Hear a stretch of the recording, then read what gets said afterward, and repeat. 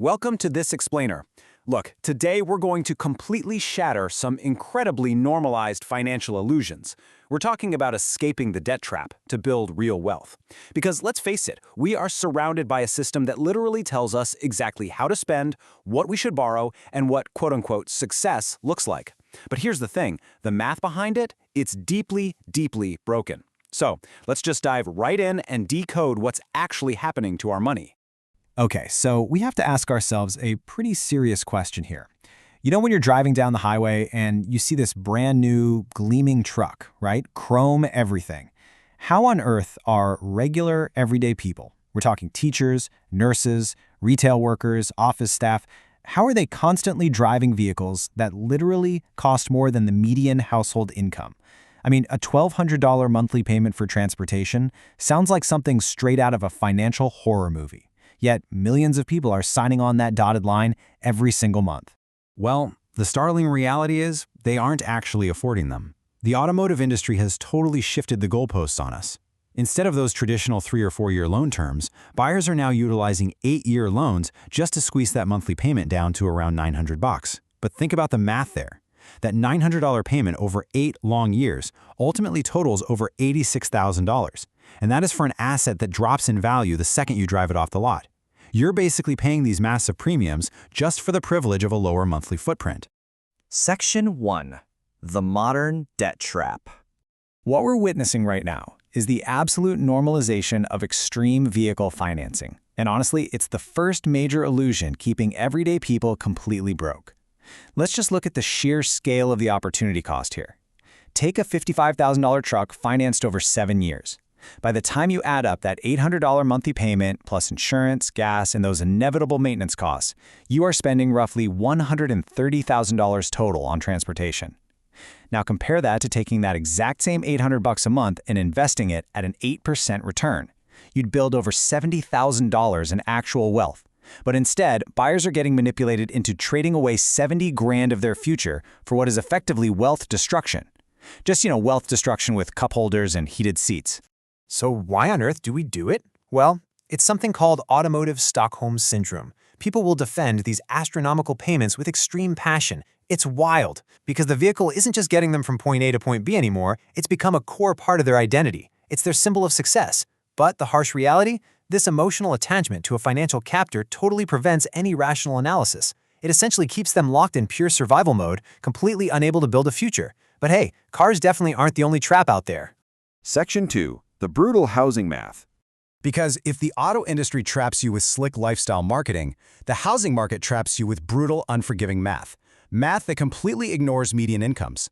Let's actually run the numbers. Today, a $500,000 house is largely considered a starter home in a lot of markets. But let's look at the true monthly cost. Say you put down 10%, because let's be real, almost nobody has 100 grand in straight cash. So your principal and interest sit at around $2,850. Okay, not terrible.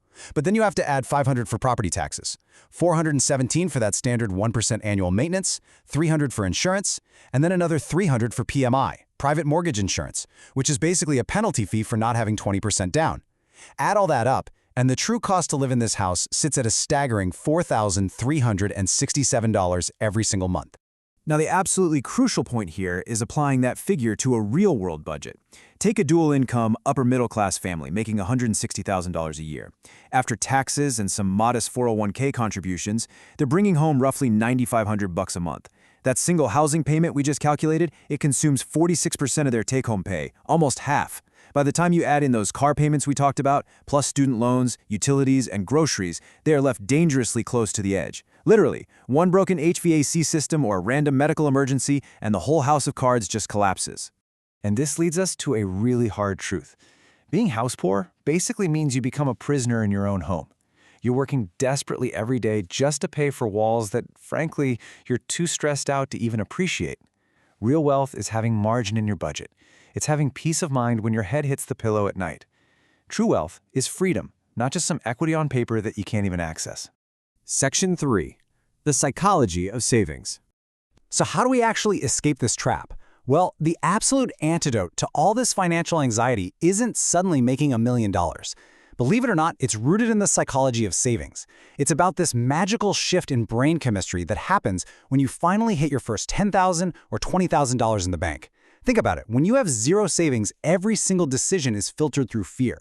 A check engine light popping on, that's a financial catastrophe. But once you have 10 grand saved, your brain literally stops pumping cortisol, which is your primary stress hormone. Suddenly, that same check engine light is just a minor inconvenience. Because an emergency fund isn't actually about the emergencies themselves. It's about the mental bandwidth and the peace of mind that comes from knowing you can handle whatever life throws at you. You finally shift out of pure survival mode and into strategic thinking.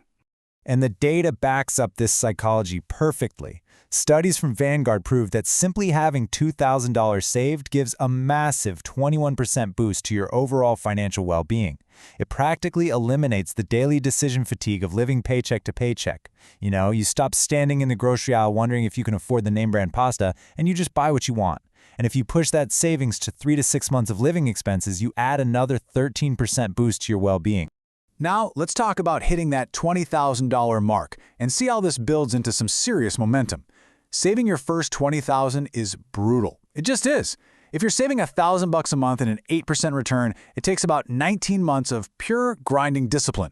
But look at the second $20,000. It only takes 17 months. You did the exact same amount of work, but the boulder has finally crested the hill. Compound interest kicks in, and it literally shaves months off your wealth-building timeline without a single ounce of extra effort from you.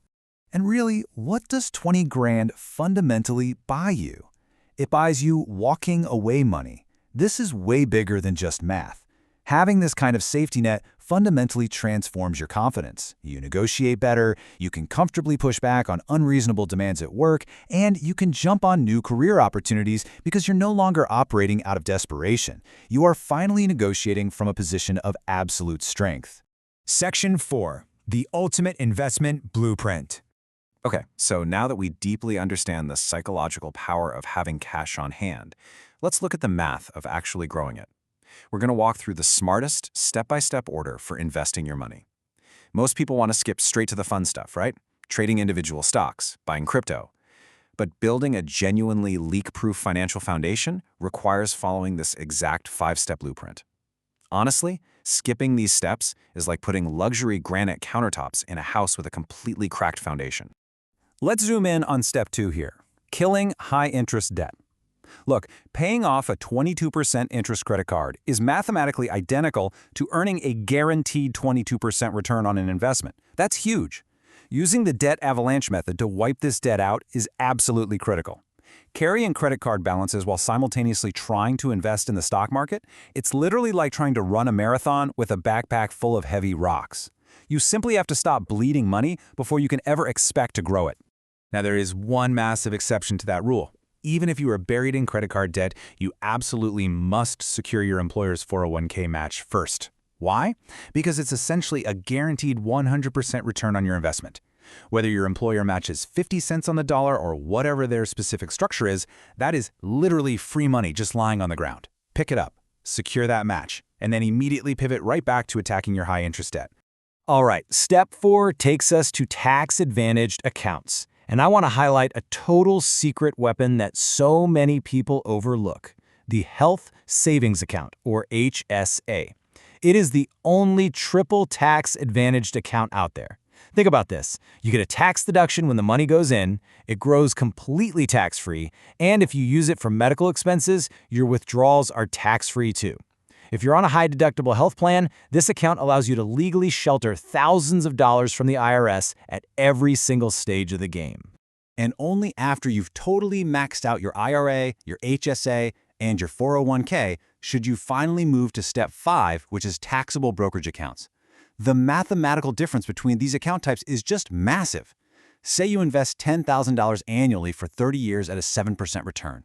In a tax-advantaged account, you'd end up with about $944,000. But in a normal taxable account, you'd only have about $700,000. That tax drag, paying taxes on your dividends and capital gains along the way, that can literally cost you nearly $250,000 over your lifetime. Which brings us to our final thought for this explainer. Look, the entire financial system is essentially designed to sell you a lifestyle that keeps you indebted and stressed out. But here's the secret. You don't actually have to participate in it. The very next time society tries to pressure you into a $1,200 car payment or a house you objectively cannot afford, I want you to stop and ask yourself, are you playing the bank's game or your own? Remember, true wealth is freedom, and you have the absolute power to choose not to play a rigged game. Let that sink in as you plan your next financial move.